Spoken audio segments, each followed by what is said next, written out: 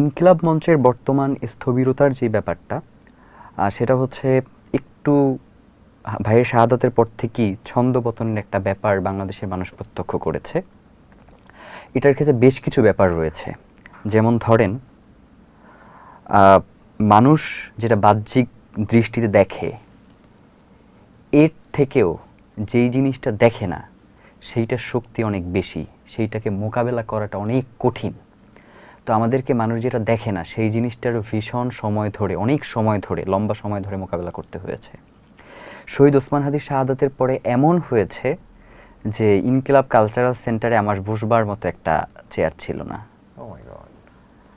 শহীদ ওসমান হাদির শাহাদাতের পরে শহীদ ওসমান হাদির মৃতদেহ কোন রাস্তা ধরে আসবে এইটা আমার জানবার কোনো সুযোগ ছিল না, বা আমাকে যেইটা জানানো হয়েছে আমি জনগণকে বলেছি যে আমরা শাহবাগের দিকে আসছি। জনগণ রাস্তার দুই ধারে তারা শহীদ ওসমান হাদিকে, তাদের বাংলাদেশের আজাদির সন্তানকে তাদের মতো করে গ্রহণ করবার জন্য, অভিবাদন জানানোর জন্য রাস্তার দুই পাশে দাঁড়িয়েছিল। কিন্তু গাড়িতে উঠবার পরে দেখলাম যে আমরা ক্যান্টনমেন্টের ভিতর দিয়ে যাচ্ছি, আমরা আসলে গণমানুষের রাস্তা থেকে যাচ্ছি না। তো আমাদের বিপ্লবটাও কিন্তু ওই রাজপথ থেকে ক্যান্টনমেন্টের ভেতর দিয়ে বের হয়ে গেছে আর কি। তখন আর কি ওইটার বিপ্লব থাকে নাই।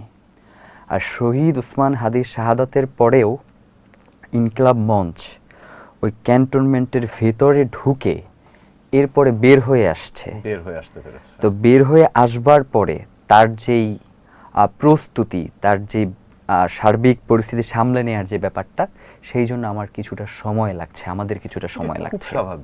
যেমন আপনি ধরেন, আমি যখন আন্দোলন করছি তখন আমাদেরকে গোয়েন্দা সংস্থার পক্ষ থেকে বলা হচ্ছে যে আমাদের কাছে তথ্য রয়েছে যে আপনার এখানে বোম ব্লাস্ট হবে। এরপরে যদি আমি আন্দোলন কন্টিনিউ করি তখন সেক্ষেত্রে আমাকে এইভাবে দোষারোপ করা হবে যে আমাদের জায়গা থেকে আমরা জানিয়েছি কিন্তু তারা আমাদের কথা শুনে নাই, তারা কোনো পদক্ষেপ গ্রহণ করে না, যার জন্য আজকের এখানে যে সকল মানুষ হতাহত হয়েছে এর পিছনে দায়ভার ইনকিলাব মঞ্চের এবং আব্দুল্লাহ আল জাবেরের। তো আমার কাছে তখন আন্দোলনকে সংক্ষিপ্ত করবার বাইরে আর কোনো সুযোগ ছিল না। নাম্বার 2, শহীদ ওসমান হাদির শাহাদাতের পূর্ববর্তী সময়ে যেই সকল মানুষদেরকে শহীদ ওসমান হাদি একরকমের ব্ল্যাঙ্ক চেক দিয়ে রেখেছিলেন, শাহাদাতের পরে তাদের একটা আমরা ভিন্ন রূপ দেখতে পেয়েছি। মানে রূপটা এমন যে মনে হয় যে কোনো কালে তাদেরকে আমরা চিনি না, তাদেরকে আমরা কোনোদিন দেখি নাই, তাদের সাথে আমাদের কোনো পরিচয় নাই।